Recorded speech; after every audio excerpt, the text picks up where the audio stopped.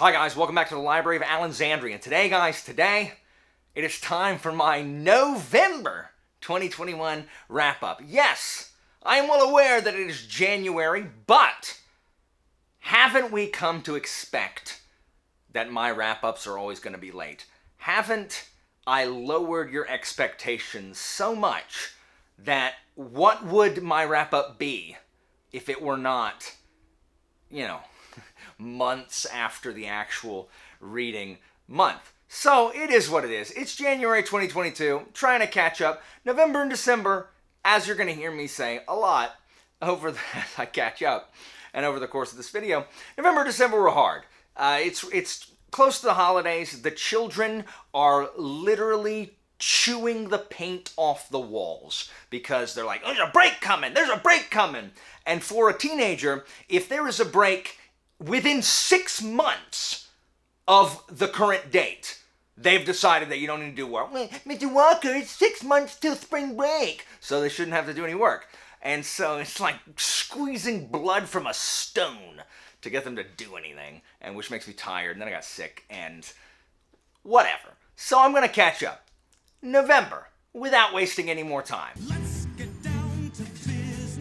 Let's talk about the books that I read in November. So November was actually a really good reading month. I got a lot read over the Thanksgiving holidays. I read 9 things, 2 of which were audiobooks, 3 of them were novellas of varying length, and then 4 were physical books. And that came to about, all said and done, about 2,700 pages, which is pretty good. And it was also a pretty good month for not quite 5-star strumpitude territory, but very, very close. So of those 9 things, the breakdown ended up being there was one 1.5-star book, 1 3-star, 1 3.5-star, 1 4-star, 1 4.5-star, and then 4 5-star books.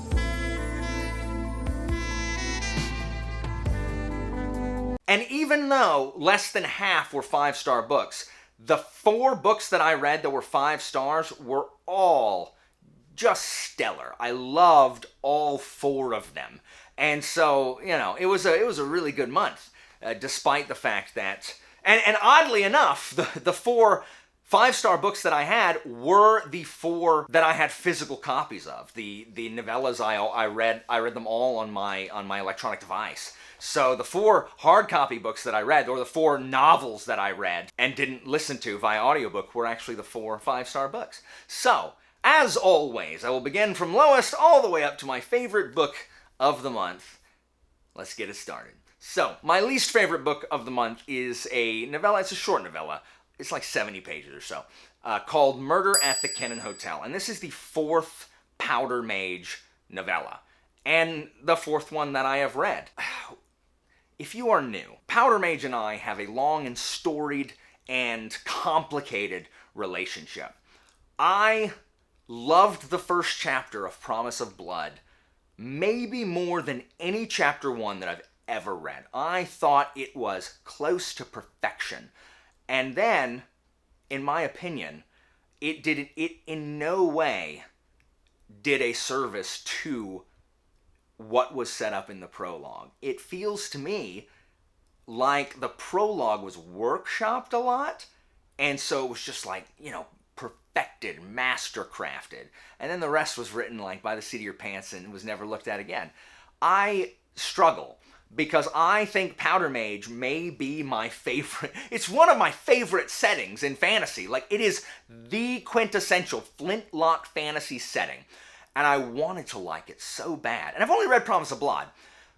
So I'm reading these novellas because I am going to finish the Powder Mage trilogy and the sequel trilogy. I'm going to. Whether I end up enjoying them or not, I'm going to.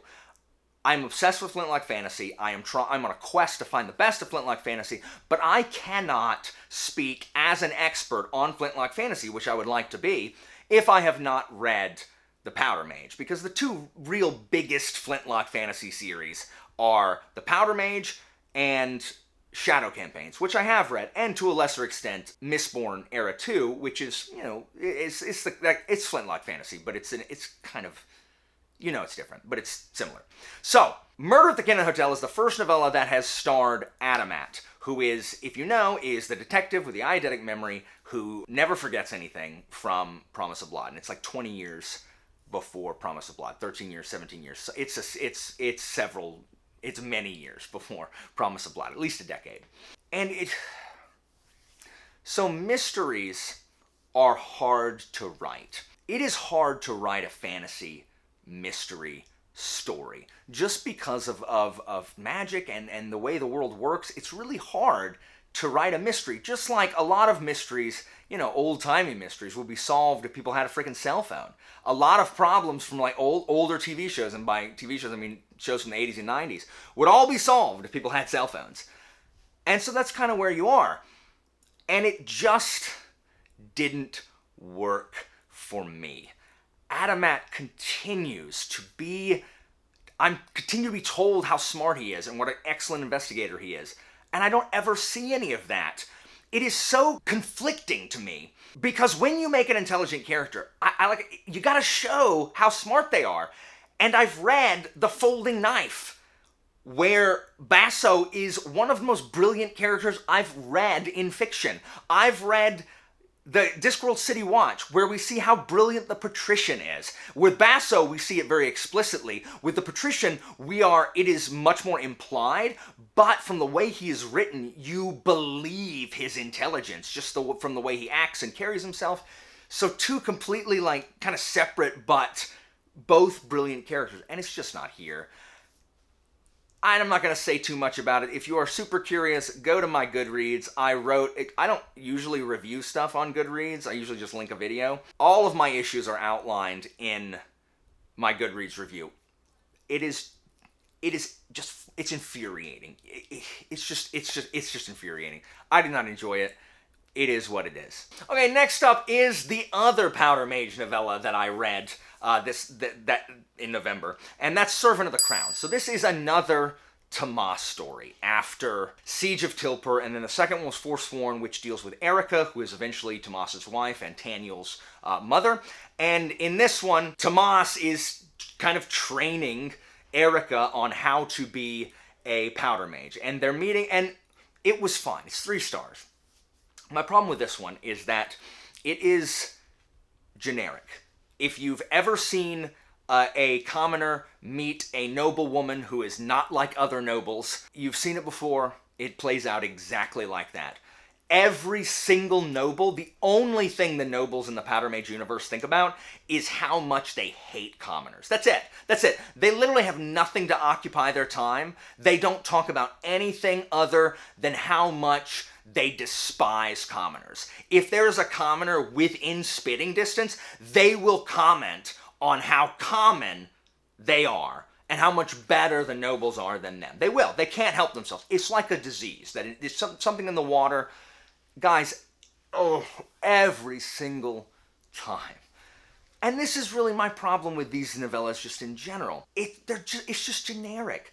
If you've ever seen a scene between a noble and a commoner in fantasy, it's like that. You can predict literally everything that's going to happen. In fact, the best scenes are Tomas's scenes with the king, simply because they're the only thing that aren't predictable. Tomas's scenes with the king are not predictable. The king keeps playing games with him, and Tomas doesn't know what he's using him for. Is he using him to flush out a bad guy, or is he, trying to set Tomas up for something? That's unpredictable, and they're really, really good, even though the king acts like he's 5, but he's supposed to be 70. Doesn't matter. At least that's interesting. Now, the reason that Powder Mage is popular, and the reason that what I do like about it, is the fact that it is just good popcorn-eating, action-packed fun. If you like Uncharted, or National Treasure, or The Mummy, where crap makes sense until it doesn't, like in this, wizards can do this until they can't. I mean, it's ridiculous. There's so many situations where it's you literally just nuked this thing. Why don't you nuke this guy? Oh, well, now they can't do it. Why? 'Cause reasons. If you just throw that away and ride with it, the action is really, really fun. I feel like when I'm playing an Uncharted game or some other kind of globe-trotting, treasure hunting, the enemies are always one step ahead of you kind of film or video game. That's what makes these good. And I think that's why most people like them. Plus the setting is freaking cool. But it just does not deliver on what I wanted to deliver on. So 3 stars, it was fine. I like Erica. She's the most interesting part of it. And I love Tomas in Promise of Blood, but he's just so basic. And, like, freaking go get a pumpkin spice latte, Tomas. All right, moving on. 3.5 stars. This is Stormfront by Jim Butcher. Now, I've already read Stormfront. I read it last year. But I am trying to get back into Dresden Files, and I have discovered that audiobooks work really well for me for rereads or like historical fiction, like the Warlord Chronicles. And James Marsters does a fantastic job in this. He's so good. Like, he's so good in Stormfront. And I gave it 3 stars last time I read it because it is, I mean, it's very, hey, check this out. This is a noir, believe you me. And the case is stupid. The mystery is dumb in this book. Like, it's a stupid mystery. I mean, it really is.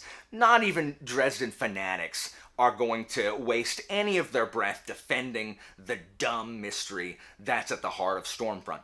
But it is cool, and it is a hard-boiled noir novel, which I like. I like noir novels. Yes, Harry is like, oh, well, I'm a gentleman. Sure, Harry. And Bob didn't bother me as much, and Toot Toot didn't bother me as much. James Marsters, excellent at this. I liked it. Like, I gave it an extra half star because of Marsters' performances. So I don't know if I'm going to continue these in book form or in audio form, because I really don't like listening to things I haven't read before in audio. But I really enjoyed it, and I hope to make more progress with Dresden this year. All right, 4 stars, Boosh. This is the King's Gambit, part of the SPQR series by John Maddox Roberts. And I listened to this one on audio as well, and it's narrated by John Lee, who's apparently done a whole crapload. I think he's probably most famous for his Count of Monte Cristo unabridged reading, and he was fantastic.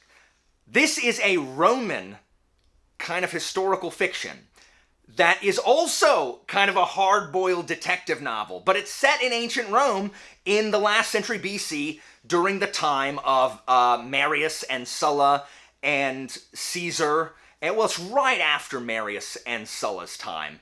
So Caesar makes an appearance, Cicero makes an appearance, Catiline, frickin' Clodius Pulcher, Pompey, Crassus. Man, the setting, yes. So I gave this book 3 stars for the mystery because the main character is Decius Metellus, or Decius Metellus is Latin pronunciation, but Decius Metellus the Younger, who he's a public official in charge of like a borough of Rome, and there's a murder of a slave, and nobody cares except him, because not on my watch, because that's how hard-boiled detectives do it.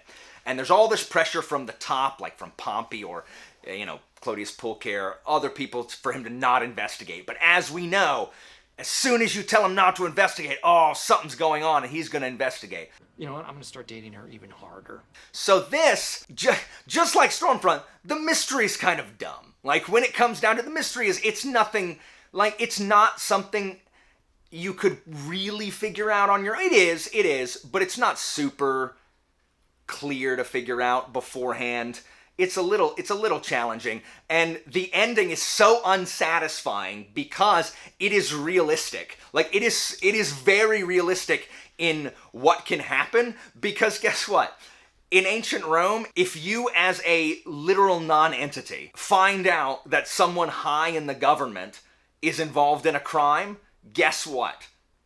Not a bleeding thing is gonna happen, and it really plays into that. So it's so unsatisfying, but realistic. However, the actual cultural and historical stuff of ancient Rome in this time period is a 5 and above star. There is so much detail involving so much from Roman day-to-day life, from the firemen to Crassus and real estate and landowning, to foreigners and slaves and festivals and religion.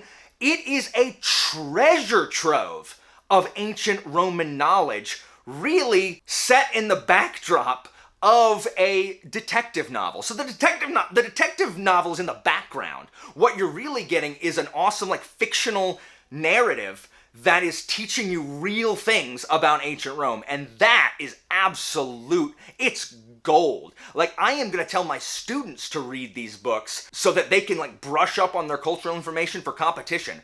Absolutely fantastic. So that averages out to 4 stars. If you are interested in this, it is free on Audible. Like, if you are, I guess it's not. It's one of those where if you have an Audible subscription, you don't have to spend credits on them. It's just included in the catalog. The first 2 are. The second one's called The Qua-li-ty Conspiracy. 63 BC, baby! I have not yet listened to it, but it is there to be listened to. It was just pure, unadulterated fun. A really, really just good look at ancient Rome. I recommend. All right, now let's get into the upper echelon here. My 4.5 book is the novella Boosh, Elder Race by Adrian Tchaikovsky. So I was lucky enough to get an arc of this, so I read it before it came out in mid-November, and it was my first sci-fi novel, really, of Adrian Tchaikovsky's, and I think it was a good bridge, because it was more science fantasy. And this is about a civilization on a planet that believes that this wizard lives in this tower on the top of this cliffside. But really, as you find out in chapter 1, the wizard is an anthropologist who was sent by us, by humanity, as a team of anthropologists, but he is there to monitor the population, and his technology makes it seem like it's magic.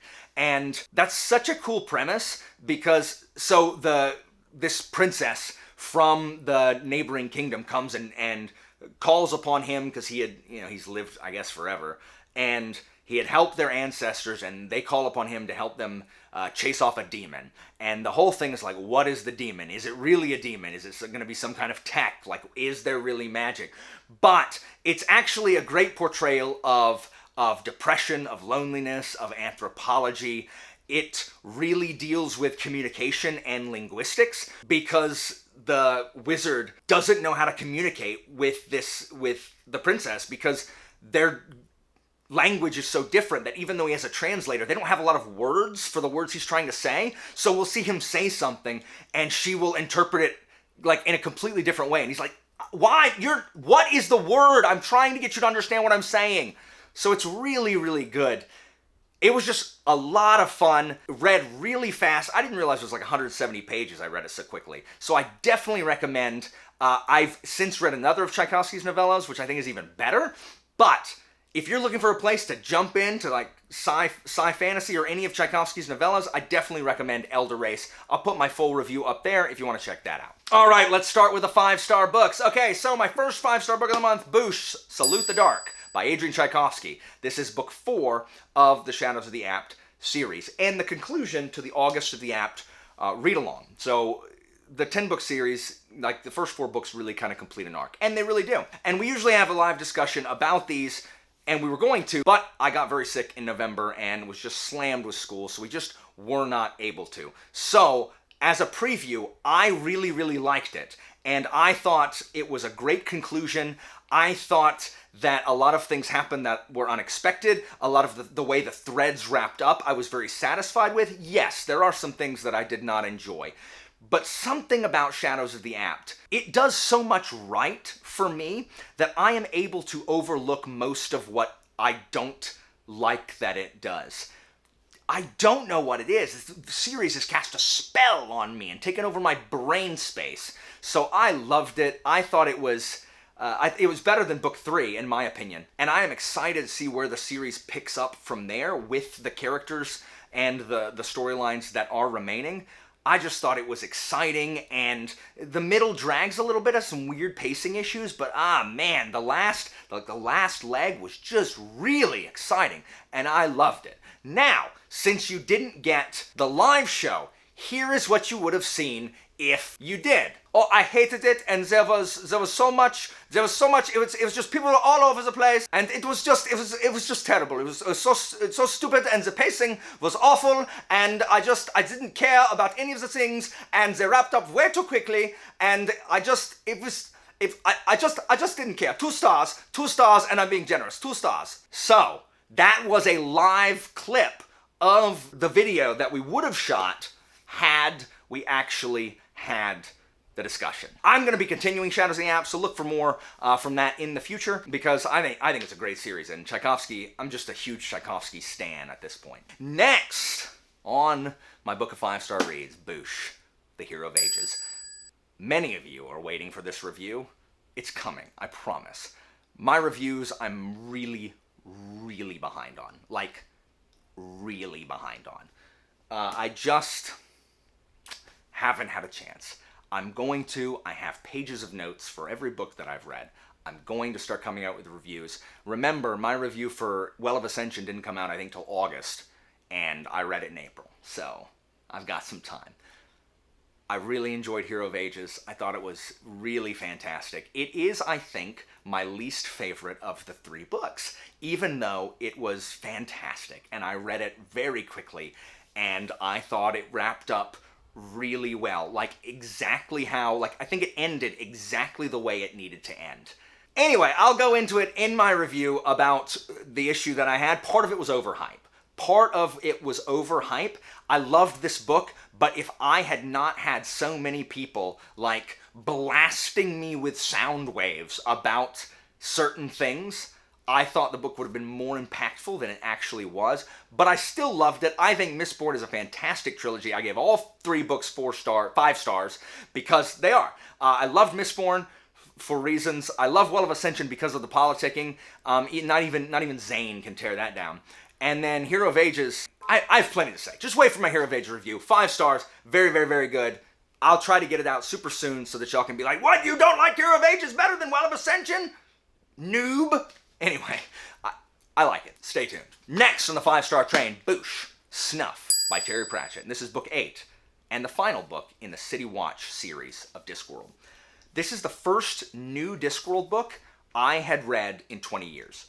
I stopped reading Discworld sometime in college. I just stopped reading altogether, and then I started reading nonfiction and just never went back, and I just really didn't read very much, and just didn't read fiction or fantasy at all. And so Pratchett wrote several books after I quit reading just in general, and Snuff was one of them. So I never actually read Snuff. And it, again, like I said, it's been 2 decades since I read a new Terry Pratchett book, and new to me. And it is bittersweet that I have to say goodbye to Sam Vimes as far as a main character, because this whole journey over from Guards to Snuff, the character arc of Samuel Vimes is one of my favorite in fantasy. It's absolutely fantastic. I love Samuel Vimes as a character. Probably my favorite character in all of literature is Samuel Vimes.